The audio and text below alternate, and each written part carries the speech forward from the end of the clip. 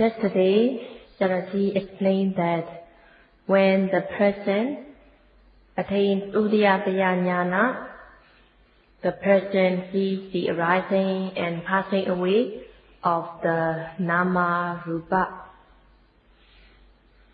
At this stage, the person sees that the Nama Rupa arises at one moment and passes away at another in a complete flood. At this stage of Uddiyabaya Jnana, yogi gains the taste of the Dhamma. Knowledge develops, piti joy develops, both the mind and the body become light. There is lightness, elasticity, proficiency. Pagonya means proficient. And also there is adaptability. And ujuka, the person becomes straight, honest. And through the practice, the mind is being freed from the defilements and the beautiful mental states, which are called Sopana Cetasika, the beautiful mental factors, arise. At the stage of Uddiyabaya Jnana, discerning the arising and passing away, the mental defilements have no chance to arise. And the mental powers, Saddha, faith and confidence, Viriya, effort, Sati, mindfulness, and Samadhi, concentration, Panya, wisdom, become strengthened, and they are called Bala, the spiritual power.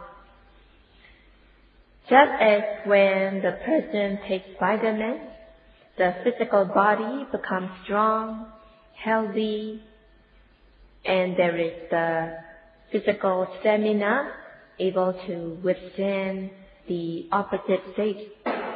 In the same way, at the stage of Uddiyabaya Jnana, one gains the spiritual vitamins, and thus the mind becomes strong and healthy.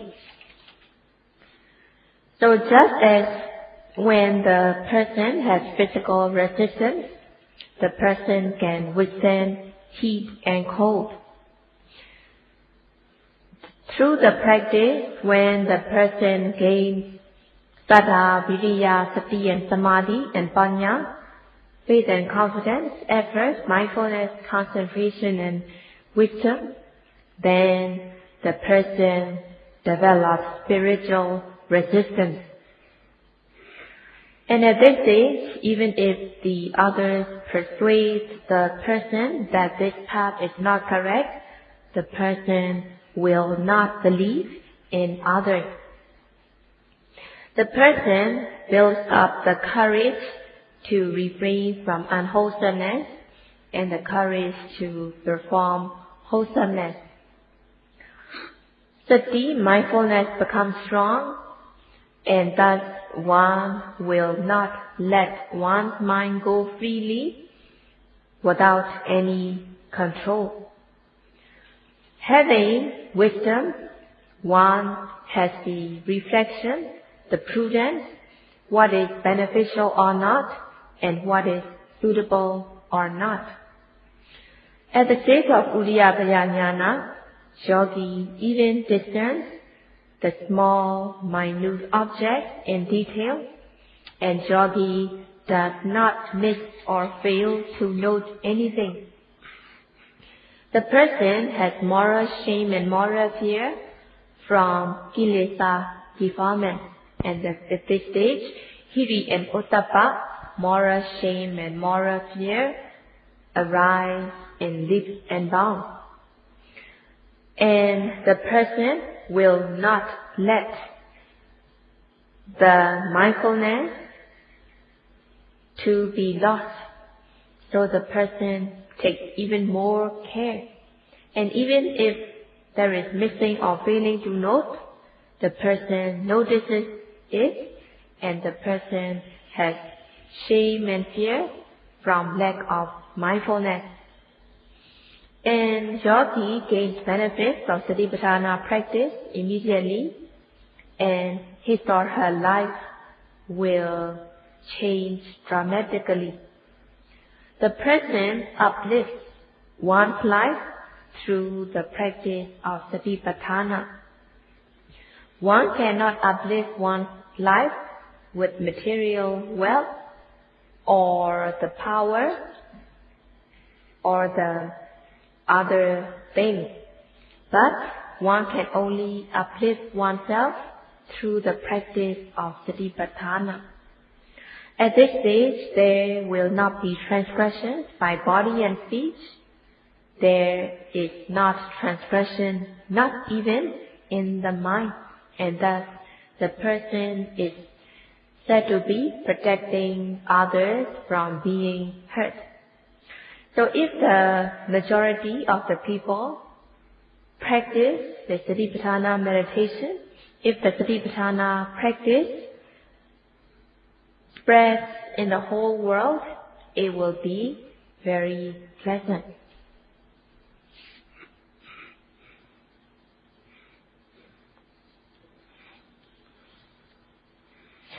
Among the Sobhana Cetasika, among the beautiful mental states, Hiri and Ottappa, the moral shame and moral fear from wrongdoings, are called Sukha Dhamma, the white Dhamma.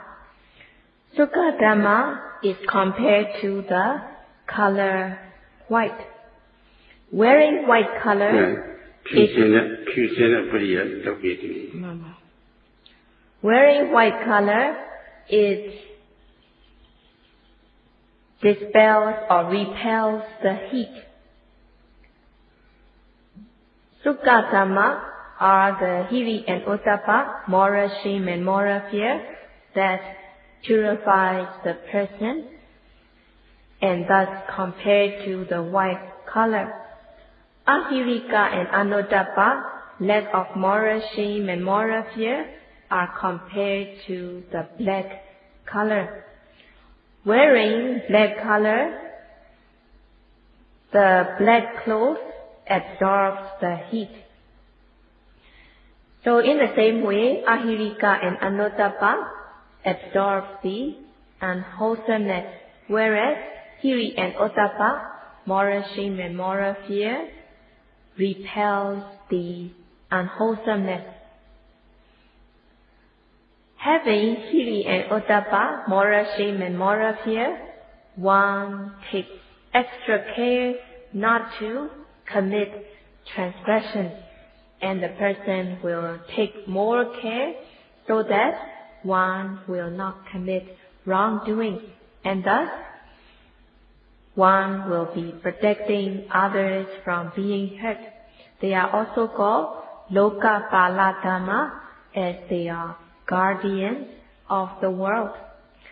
Having Hiri and Ottappa as the guardians, one will not be destroying one's own world, and one will not be hurting others.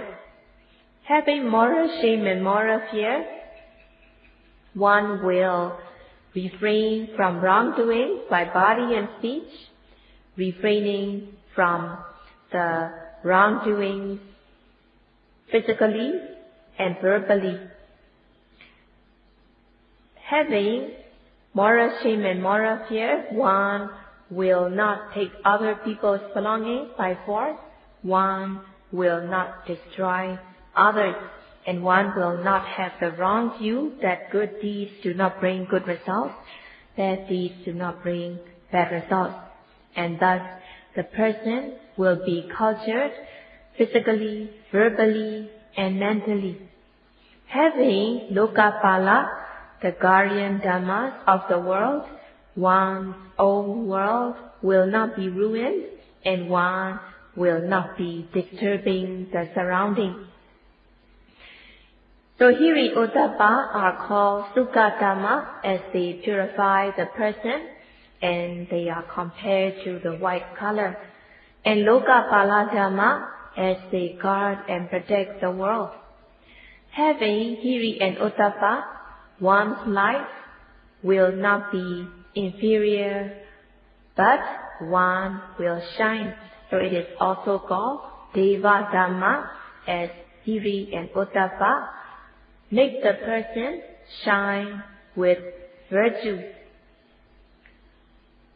So having hiri and ottappa, which are called Sukha Dhamma, Deva Dhamma and Lokapala Dhamma, one will be peaceful in one's own world, as well as the surrounding will also be peaceful.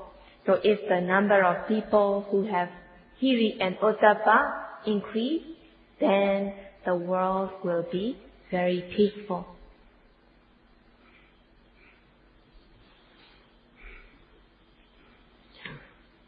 So the various leaders of the world, they say they are trying to make the world peaceful. So rather than looking for other ways to be peaceful, it is better to know the method how one should be peaceful within oneself and to make the world peaceful. So if one is peaceful within oneself, and if one contributes peace to the world, then the whole world will be peaceful. So one should have peace within oneself, then one will also be making the surrounding peaceful. Without the hiri and ottappa, without moral shame and moral fear, the world will never be peaceful. So first one has to gain the internal peace, having hiri and ottappa, and one has to spread this peacefulness of hiri and ottappa so that it will pervade in the whole world.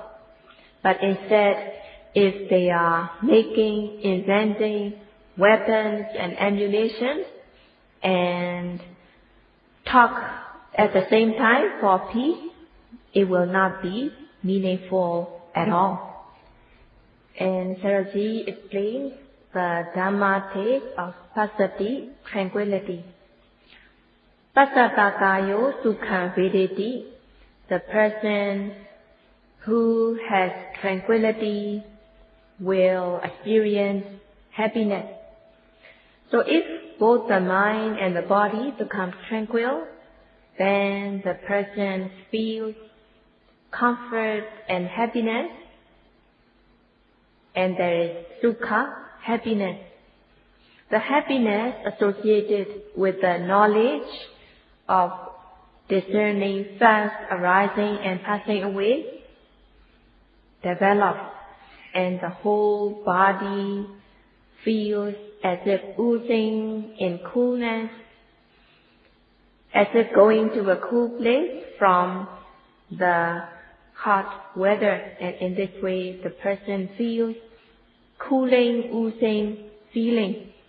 And it is called atipanita, the happiness and comfort that one cannot be content with. And it is one of the good feelings, pleasant feelings experienced in the practice. The happiness has pleasant feeling. The happiness gained through the Dhamma excels many times than the sensual happiness. So when gaining the Dhamma happiness, one feels the cooling, oozing feeling, as if like going into a cool room. And one feels this pleasant sensation in the mind, feeling gladness, happiness that has been felt. And such kind of happiness associates with the knowledge. And when happiness arises in the mind, there will also be comfort in the body. So there will be happiness as well as the bodily comfort.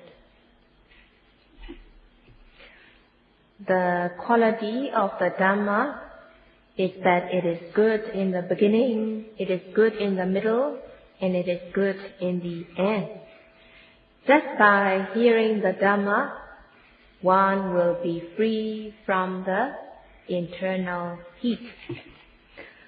By practicing the Dhamma, one will gain the Nikkhamma Sukha, the happiness of renunciation, and there will be Paviveka Sukha, the happiness of seclusion, when one practices alone without the companionship.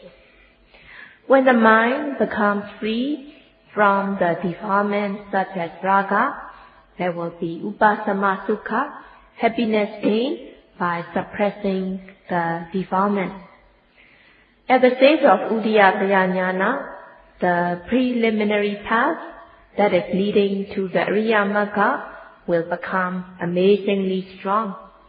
And one also gains Sambodha Sukha, happiness gained through developing of knowledge. And at the stage where one attains Ariya Magga, the path of knowledge, the Sambodha Sukha will become greater.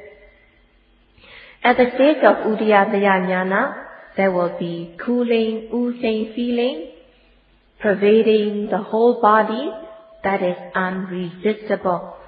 And one gains this Samatha Sukha, happiness of calm, the Sambodha Sukha, the happiness by gaining knowledge. And at this stage of Udiyataya Jnana, one comes to have more faith and confidence that this method of practice is right, and I only get to know it now. It would be very good if I knew earlier. In this way, the person has faith and confidence in the method of practice. The person also builds up faith and confidence in the practice itself, as well as the Buddha who led the way, and also have faith and confidence that the fellow yogis also have the good experience through the practice, and especially there will also be faith and confidence in the Sangha who practice this way and who gain attainment. And there will be a Adhimokkha, resolute faith. So the faith will become amazingly strong at this stage of Udiyataya. Adhimokkha, resolute faith, arises associating with the other mental factors. And it is said that Ativiya Pasada Buddha, the mind becomes extremely serene and strong. So just as when a stone, the purifying stone, is put in the water, the sediment will settle and the water, the muddy water, will become clear when the sediment settles. In the same way, having saddha, faith and confidence, the mind becomes clear, serene. The faith and confidence associating with knowledge arises that clears and keeps the mind serene. And also the blood in the body will also become purified. The eye, ear, nose, tongue, body, sensitivity will also become strong and also sensitive. And at this stage, the complexion of the person will become shining, and also the sensitivity, materiality will become stronger, and especially the mind become more serene and strong. So as the blood purifies, the pure blood, that arise as with the momentum of the Dhamma will replace the bad blood in the body, and the person become healthier. So practicing the Dhamma, it is the best medicine. And people who like beauty, they can become beautiful without any makeup by practicing Satipatthana meditation. And Sayadaw says even the ugly person becomes beautiful after practicing.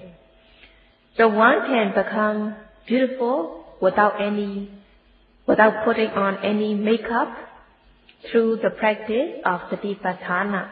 So Buddha led the way how one can beautify oneself without putting on the makeup.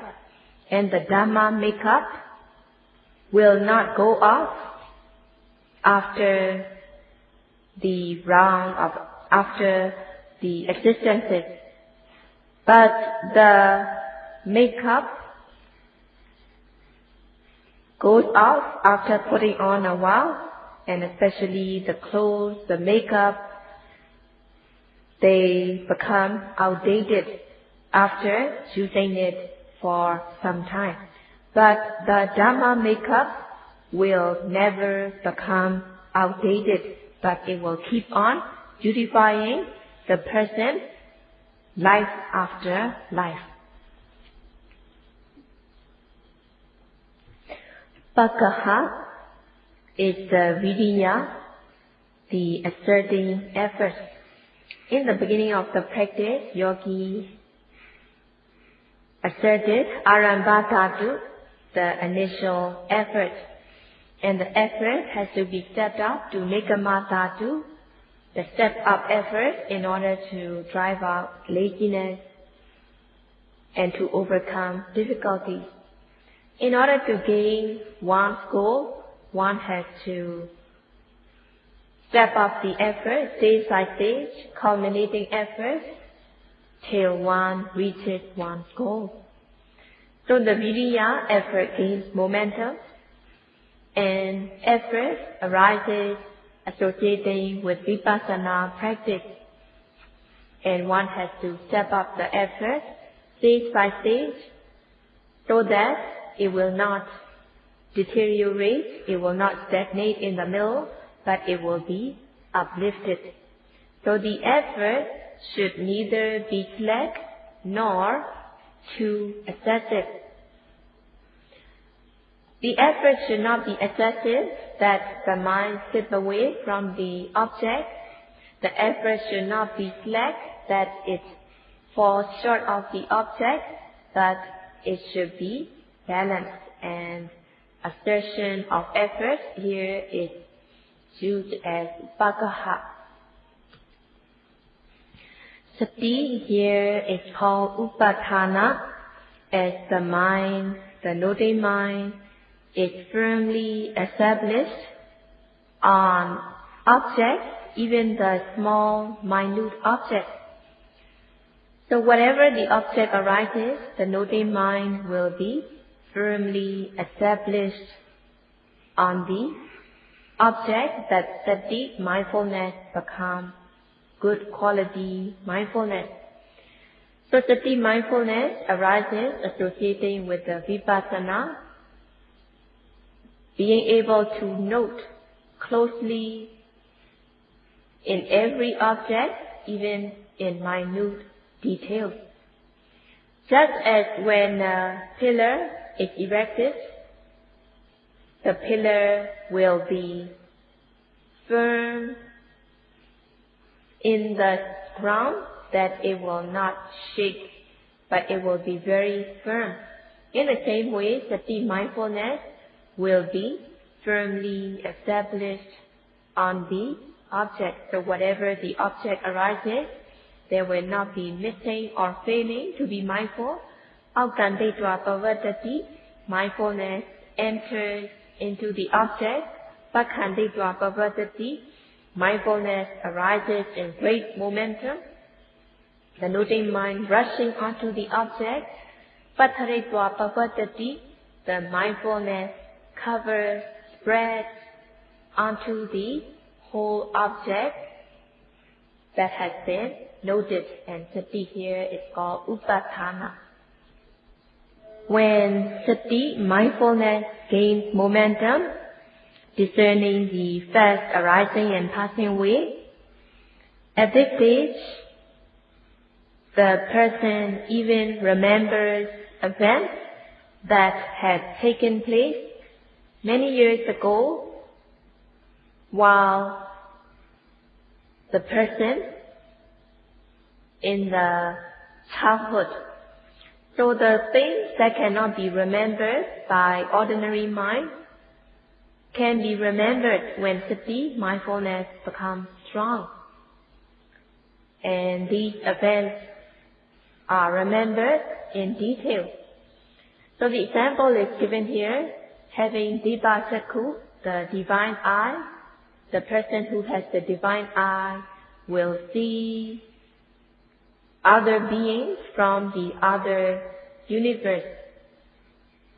So in the same way, at this stage of practice, the past events that had taken place during the childhood days become remembered. One can even recall in detail. And even some of the yogis, they even remember how they were in the mother's womb. And Sarati will not. And also, with the support of the practice, there is upekkha, equanimity, where there is ease of noting every arising object, and the mind is in the state of equilibrium. Avajjanupakha, as the noting mind is aimed and directed onto the object, the mind becomes automatically aimed or directed onto the object, just as when the rudder of the ship is turned, then the head of the ship will also become straight on the path. So at this stage of the practice, one does not deliberately have to aim the mind, but the mind is automatically aimed and directed onto the object. So the noting mind becomes automatically direct with the object without having to aim the mind deliberately. The 10 factors, starting from the illumination to upekkha, arise in the person by little or by much in the yogi at the stage of Udayapaya Jnana. Some of the yogis, they think this is the goal, and they,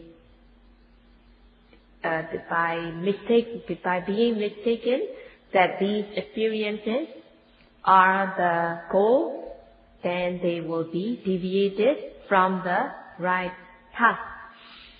And also there can be minor attachment in these good experiences. They are called nikandi, minor form of dasna, craving. So these 10 are called Vipassanupattilesa, the 10 imperfections of insight. The first 9 associate with Vipassana, while the last one, Nikandi, is the refined form of unwholesomeness, the refined form of attachment. So it is very important to have the guidance of Kalyana Mitra, good companion. Having the guidance of Kalyana Mitra, yogi will not be stagnating at this stage, but the yogi can go further in the practice, and finally his or her knowledge will become mature and gain the Sambodha Sukha.